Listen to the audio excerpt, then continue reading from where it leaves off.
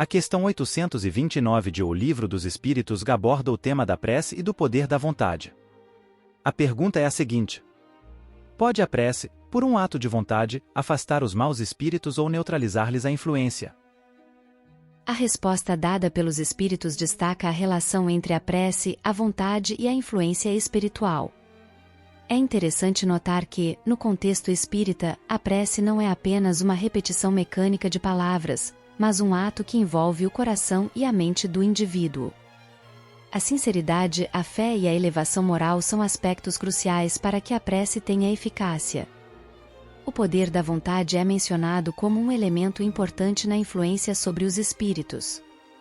Aqui, a vontade é entendida não apenas como um desejo momentâneo, mas como uma força mental que pode ser direcionada de forma consciente e decidida.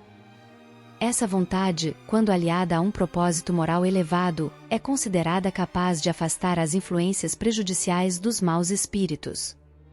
A ideia subjacente é que a sintonia vibratória entre o indivíduo e os espíritos é determinada pelo estado moral e mental do ser humano. Uma pessoa de boa índole, com intenções nobres, estará mais propensa a atrair a presença de espíritos benéficos.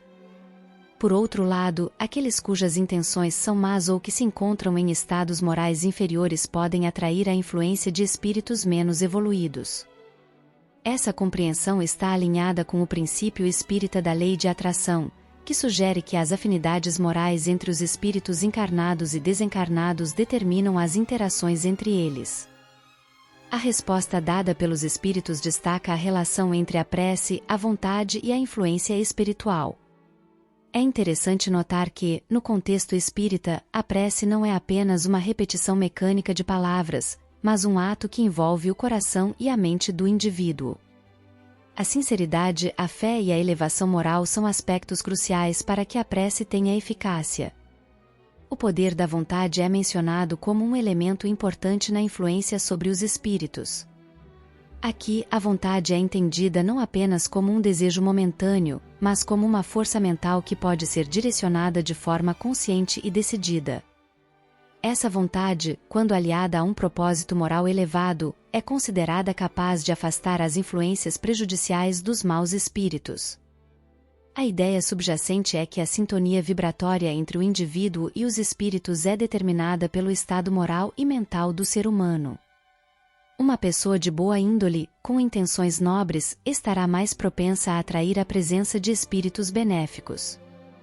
Por outro lado, aqueles cujas intenções são más ou que se encontram em estados morais inferiores podem atrair a influência de espíritos menos evoluídos.